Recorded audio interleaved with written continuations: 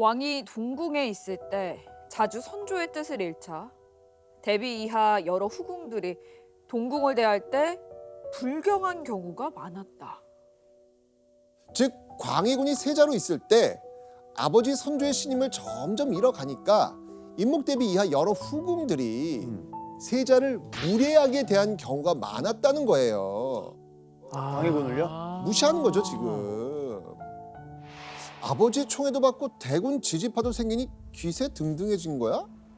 내가 적자 아니라고 지금 세자인 나 무시하는 거야? 이런 생각들이 계속해서 쌓이고 또 쌓였을 겁니다. 원래 그러니까 화가 선조한테만 있었었는데 이젠 진짜 이제 인목대비한테까지 이제 가기 시작했을 것 같아요. 이때 인목대비 입궁 4년 만에 적자를 낳았다는 그 자부심에 왕비로서 뭐 당당했겠죠. 네.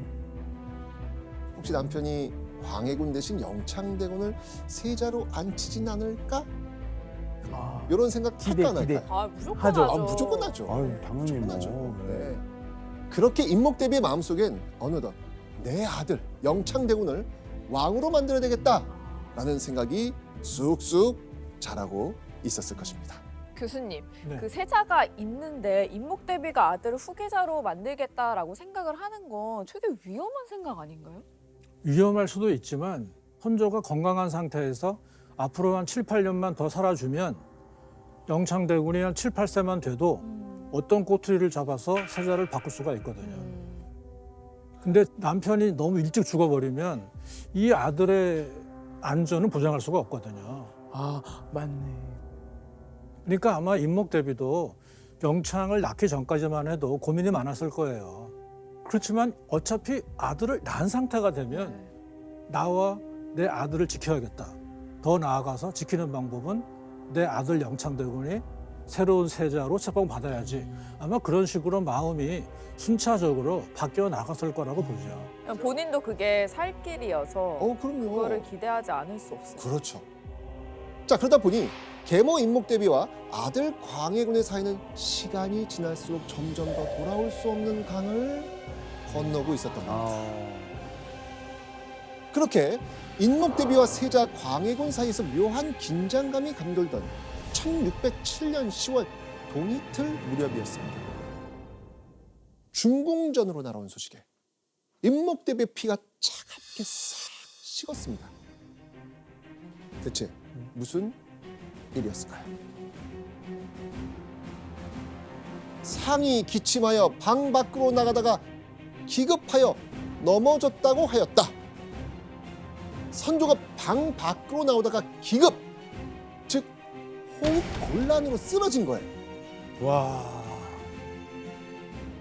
야. 와 잠깐만. 그러면 빨리 이거 우리 아들 어떡하나. 동행에 있는 모든 그 명의들을 다 명의들 불러 모아요. 다 부를 것 같아요. 당장 산에 올라가서 인삼이든 산삼이든 직접 캘 정도로 맞아요. 이건 뭐 난리 났어요 지금. 예. 선조가 이대로 못 일어나고 세자 광해군이 왕이 되면 이거 어떡하지? 지금이라도 광해군에 잘 보여야 되나? 그렇죠. 정말 5만 가지 경우의 수를 다 떠올리고 있었을 겁니다. 야, 근데 제가 궁금한 게 교수님, 네. 진짜로 광해군이 싫고 영창대군이 너무 예뻐요.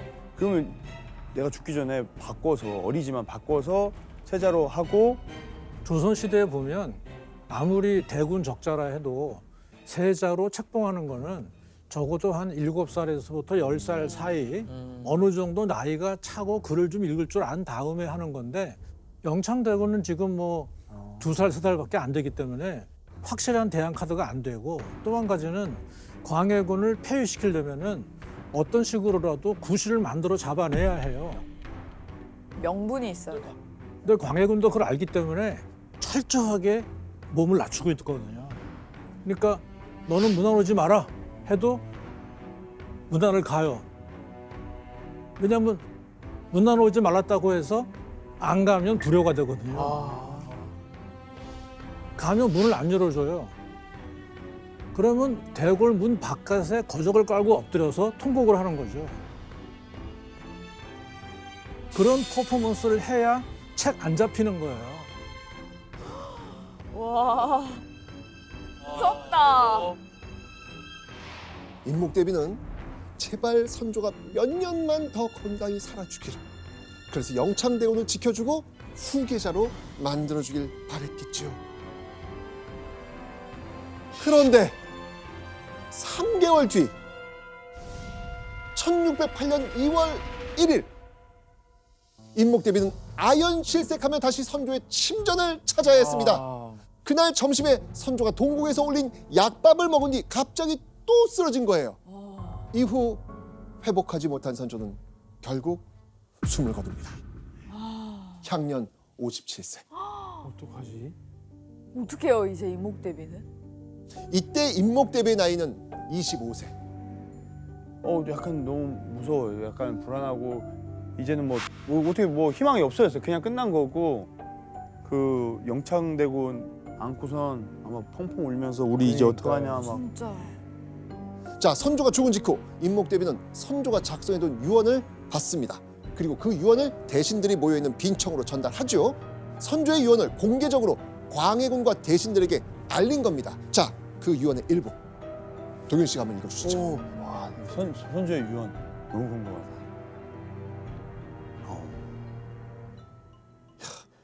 형제 사랑하기를 내가 있을 때처럼 하고 참소하는 자가 있어도 삼가 듣지 말라. 선조는 마지막 순간 세자 광해군에게 어린 영창대군을 잘 봐달라고 부탁한 겁니다.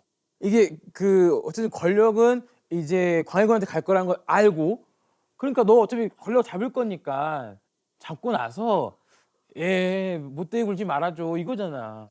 근데 이 말이 광해군 귀에도 안 들어갔을 것 같은데. 광해군이 듣고 싶지 않은 얘기잖아요 이건. 아니 그러는 아버지는요. 그러니까 자기 영창대군은 챙기는 거잖아요. 그게 너무 싫지. 그래요. 있을 때는 거의 광해군 거의 죽일 듯이 했다가. 야. 교수님, 이런 유언을 남기는 거 보면 선조도 되게 불안했나 봐요. 상당히 불안하죠. 당시 그 왕조 국가에서는 경쟁 관계였다가 왕위에 오르지 못한 사람, 다른 말로 말하면 새 왕의 경쟁자였던 왕자는 거의 죽은 목숨이에요.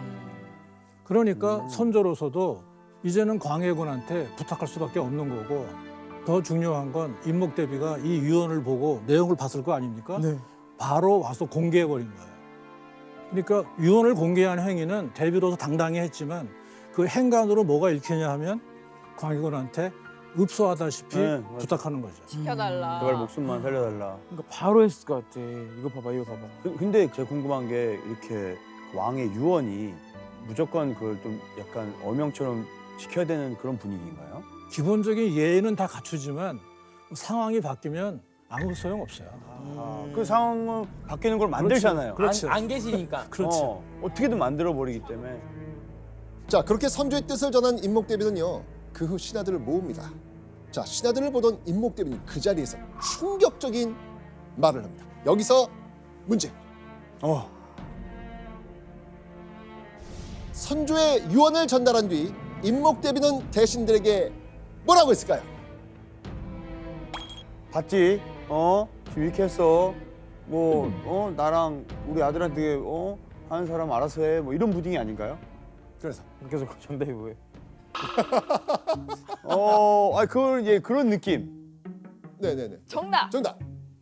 내 편에 설 사람. 오, 여기 붙어라. 내 편에 설 사람. 여기 붙어라. 아무도 없어. 오답. 약간 목숨이 지금 위태위태한데. 네. 정답. 이렇게 왕이 이런 유언을 남겼어. 하지만 그 다음 왕은 광해군이 됩니다.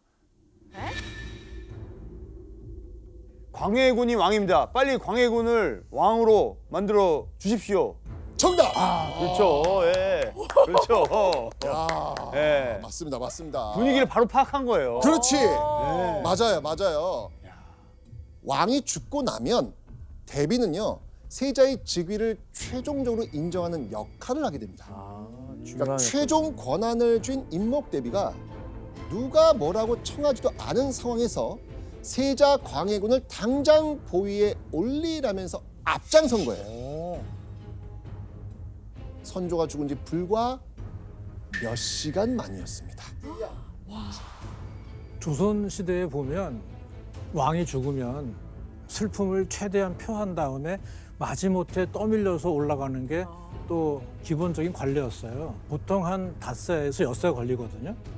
근데 엿새 동안 계속해서 왕위를 비워둔 채 있으면 영창대군은 계속해서 광해군과 경쟁 구도가 이어지는 거예요. 그러니까 나는 이미 항복한다. 닷새도 필요 없고 바로 즉위하시오라고 하면서 광해군 쪽으로 완전히 마음을 바꾼 것이죠. 광해군 입장에서 봐도 좋은 명분을 얻어가지고 왕이 죽은 지 바로 다음 날 즉위해버립니다. 와. 상당히 그러니까 관례로 보면은 무척 빨리 한 거죠. 그만큼 당시 전국이 불안했다는 것이죠. 아 근데 진짜 이게 이 드라마보다 진짜 더 드라마 같은 실화라는 게 그렇죠. 재미. 자, 그렇게 선조가 승하하고 바로 다음 날인 1608년 2월 2일 광해군은 조선 15대 왕으로 드디어 즉위합니다. 광해군의 시대가 시작된 겁니다. 즉위하고 7개월 후 임목대비의 간담을 서늘하게 하는 소식이 들려옵니다. 와. 누군가가 사사됐다는 충격적인 소식이었습니다. 누구요? 바로 영창대군의 편에 섰던 선조대의 영의정 유영경이었습니다. 아. 영창대군에게 힘이 될 수 있는 중심축 유영경을 바로 제거한 겁니다. 그리고 또 7개월이 흐른 1609년 4월 이번에도 임목대비의 등골을 오싹하게 만드는 사망 소식이 전해집니다. 광해군의 친형 임해군이 영모죄로 강화도 교동에 유배 갔다가 죽었다는 겁니다. 왜요? 형은 조용히 살았는데요? 그러니까 광해군이 일단 중요한 거는 명나라 황제의 세자 책봉을 받아야 하는데 당시 명나라 내부 사정 때문에 책봉을 무려 5차례나 거절당해요. 그 이유가 뭐냐면은 장자가 엄연히 있는데 왜 차자한테 세자를 주느냐 인정할 수가 없다거든요. 맞아. 그러니까 광해군의 마음의 상처는 뭐냐 하면은 너는 장자도 아니고 적자도 아니야 라는 말이 큰 트라우마였거든요. 그러니까 임해군도 영모한 거 아니고 그냥 숨만 쉬고 있어도 네, 숨만 그 쉬었어요. 광해군에게는 정적이 되는 거예요. 해서 먼저 자기 친형인 임해군을 제거할 수밖에 없는 거고 그거 제거한다고 해서 조정에서 문제되지 않아요. 왕조 국가에서는 기본적으로 그렇게 하거든요. 더 큰 문제는 이제 신하들 모아놓고 형제가 죽어서 슬프다라고 눈물을 한번 흘리고 사건 수사를 덮어버려요. 세자 생활만 약 16년. 아버지의 냉대를 견디고 비로소 왕이 된 광해군이 제일 처음 한 일은 바로 정적 제거였습니다. 오, 그 영창대군인가 다음은? 안 돼. 동복형의 죽음마저 아무렇지 않게 넘기는 광해군의 모습을 보면서 헉, 설마 내 아들까지? 그러니까 다음은 우리가 아닐까. 진짜 어떡하지? 그냥 먼저 우리가 그냥 도망갈까? 공을 나갈까? 난 또 도망가고 싶은데. 하지만 그 순간에도 불과 4살 배기 어린 동생에게 설마 이 칼을 들이댈까 하는 그런 마음도 있었겠죠. 동시에 대비이자 계모인 자신에게 함부를 못할 것이다. 이런 큰 희망도 품고 있었을 겁니다. 그렇게 임목대비는 4년이라는 시간을 정말 조심조심하면서 살아갑니다. 그런데 1613년 4월 차마 믿기 힘든 소식이 임목대비를 강타합니다.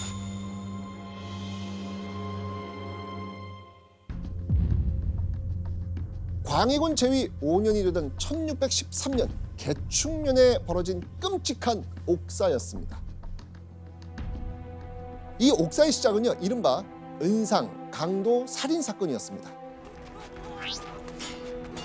대갓집 출신인 7명의 서자, 즉 첨의 자식들이 출세를 못하는 자신들의 처지를 비관하면서 벌인 강도 사건이었습니다. 사실 이때까지만 해도 영모와 아무 상관도 없었던 단순 강도 사건이었습니다. 그런데 왜 이 사건이 영모 사건으로 탈바꿈했을까요? 왜냐하면 이때 강도 사건을 듣게 된 광해군의 측근들이 이거다. 이 사건을 영창대군을 몰아낼 기회로 이용한 겁니다. 자, 먼저 광해군 측근들은요, 박응서라는 인물을 이렇게 회유합니다. 너 살려줄 테니 이걸 영모 사건이라고 이야기하라. 아, 그렇게 광해군 측근 세력이 넘어가 말을 맞춘 박응서는 광해군 앞에 잡혀와서 지금까지 예정돼 있는 계획은 300여인을 동원해서 대궐을 밤중에 습격하는 것이었습니다. 그런데 여기서 끝이 아니었습니다. 영창대군을 왕으로 세우고 인목대비에게 수렴청정을 청하려고 했다는 무시무시한 말이 막 줄줄줄줄 계속돼 나옵니다. 오. 영모. 내내 영창대군을 눈엣 가시로 여기던 광해군의 마음을 읽은 측근 세력이 이걸 대규모 영모 사건으로 판을 완전히 바꿔버린 겁니다. 이후 옥사는 일파만파 확대됐고요. 그 과정에서 고문받던 한 사람이 이렇게 말합니다. 이 사건을 주도한 자는 김부원군입니다. 영모의 주동자로 지목된 김부원군은 바로 인목대비의 아버지 김재남이었습니다. 와. 뜬금없이 뭔 말이야 이랬겠네. 교수님, 그럼 김재남이 이 사건의 주동자라는 것도 광해군과 그 측근들이 그럼 만들어낸 건가요? 일단 측근들이 만들어냈다고 보통 보고 있고요. 그 개축옥사의 시작부터 마지막까지 그 마치 비유하면 무대 뒤의 총감독은 광해군이었어요. 광해군 입장에서 보면 영창대군은 나의 눈엣 가시야. 이런 우중을 쭉 흘리는 것이죠. 표현을 한 거네요. 없애라고. 그럼 누군가가 이제 앞장서겠죠. 그러니까 이 정작 피는 측근들에게 묻히게 하는 이것도 광해군의 아주 절묘한 정치술이라고 할 수가 있죠. 한편 친정 아버지가 영모 주동자로 잡혀갔다는 소식을 들은 인목대비는 억울하고 분했지만 오들오들 떠는 것 말고는 할 수 있는 게 없었습니다. 그런데 그 와중에 인목대비도 영모의 버금가는 일에 연루되고 맙니다. 옥사 중 인목대비가 사형상을 초월한 짓을 했다는 증언이 나온 겁니다. 영모 사건에 연루돼 끌려온 한 원로 신하가 이런 말을 했거든요. 과거 영창대군 방해 궁녀들이 유릉에서 저주를 하는 일이 있었습니다. 우리는 이 사건을 이렇게 부릅니다. 유릉 저주 사건. 과거에 선조가 아파서 쓰러졌을 때 병의 이유가 선조의 첫 번째 왕비인 의인왕후 귀신이 괴롭혀서다라는 말이 돌았거든요. 그때 영창대군 방해 궁녀들이 의인왕후 귀신을 쫓겠다며 저주 행위를 했다는 겁니다. 그런데 의인왕후는 광해군에겐 친어머니 같은 존재였거든요. 영창대군의 궁녀들이 의인왕후의 무덤에서 저주 행위를 했다는 말에 광해군은 폭발합니다. 그런데 그 사건을 쭉 타고 올라가면 결국 누가 주도했다? 인목대비. 그렇죠. 인목대비였습니다. 인목대비가 아들 영창대군의 궁녀들을 관리했거든요. 그러면 그 인목대비가 실제로 뭐 저주라든지 뭐 그런 걸 실제로 한 거예요? 아마 했다고 봅니다. 그 증거가 있는데 이제 이때 당시 광해군 일기를 쓰면서 사관이 이런 말을 남겨요. 사실은 유릉에 저주한 게 아니고 광해군의 생모인 공빈 김씨 묘에 가서 저주했다. 만약에 저주한 행위가 없다면 저주 행위는 다 날조다라고 쓰면 되는데 그 장소만 바꾼 거예요. 그렇게 본다면 어떤 식으로든 저주 행위를 했다고 볼 수밖에 없고요. 어디 가서 하더라도 저주를 했다? 이것은 걸리면 사형이에요. 굉장히 중대한 문제거든요. 근데 이게 개축옥사 와중에 나오니까 광해군 입장에서는 김재남이 주동하고 영창대군을 추대하려고 그랬고 임목대비는 안에서 저주했네. 그래서 이게 딱 3명을 엮어 넣을 수 있는 굉장히 좋은 빌미가 된 거죠. 원하는 자백이 모두 나오자 광해군은 벼르고 있었다는 듯 인목대비의 집안을 박살내기 시작합니다. 먼저 인목대비 아버지 김재남에 대한 사사 명령이 떨어졌고요. 이어서 인목대비의 남자 형제들도 장형, 즉 맞아서 죽습니다. 인목대비의 어머니 서인으로 강등돼서요 척박한 제주도로 유배를 가게 됩니다. 인목대비의 친정은 영모의 중심축이 되었고 영창대군과 본인도 영모 혐의로부터 자유롭지 못했습니다. 그리고 광해군의 칼날은 서서히 처음 조준했던 곳으로 향합니다. 자, 여러분들 광해군이 처음부터 노린 그 조준의 타깃은 누구였습니까? 영창대군. 그렇죠. 이복 동생 영창대군. 광해군은 영모에 연루된 영창대군을 패하고 서인으로 강등시킵니다. 서인으로 강등되면 왕실 족보에서 파인 건 물론이고요. 그 어떤 왕족 대우도 받지 못한 채 궁 밖에서 평생을 평민으로 살아야 했습니다. 광해군은 서인인 영창대군은 궁 안에 있을 수 없다 라고 하면서 당장 내보내라고 합니다. 이때 인목대비는 내가 안고 한 가지로 죽을지언정 차마 내어 보내지는 못하리로소이다.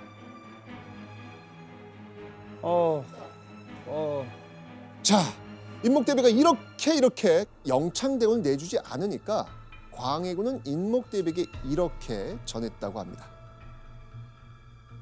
선조의 유언을 상기시키며 영창대군을 예뻐하라고 했는데 어떻게 죽이겠냐? 안 죽일 테니까 안심하고 영창대군을 내놓으라는 거였습니다. 자, 근데 인목대비가 그 말을 신뢰할 수 있겠습니까? 절대 안 하죠. 대군은 이대로 내어주면 안 된다고 직감하지 않았을까요? 인목대비는 아마 그토록 절절한 심경으로 영창대군을 붙잡았을 겁니다. 하지만 궁인들은 이런 인목대비의 심정에도 아랑곳하지 않고 영창대군을 억지로 끌어냅니다.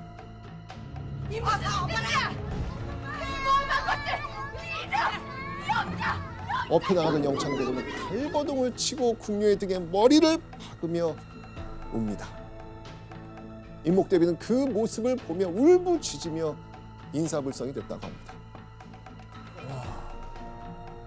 근데 나가면 혹시 어떻게 살아요? 영창대군 혼자 사나요? 그때 강화도에 위리안치로 해서 그러니까 저는 지금 강화도 특정 집에 가택 연금시키는 거예요. 몇 살이죠? 근데 4살, 5살. 우리 횟수로 치면 한 8살?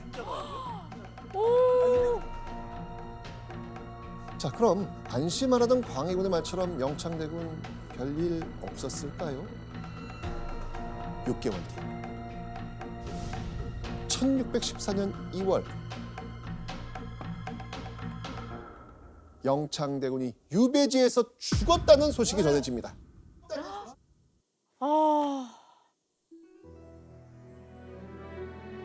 심지어 그냥 죽은 것도 아니고 영창대군이 밥도 제대로 못 먹고 뜨거운 방에서 타 죽었다는 소문이 파다하게 퍼집니다.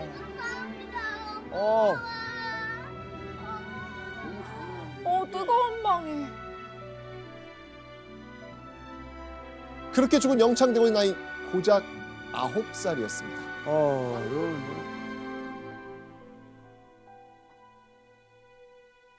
광해군은 임해군 때와 마찬가지로 장례를 치러주라는 말로 이를 마무리합니다. 망했네 이놈! 망했네 이놈! 이놈! 내 놈을 반드시 내 손에 죽어라!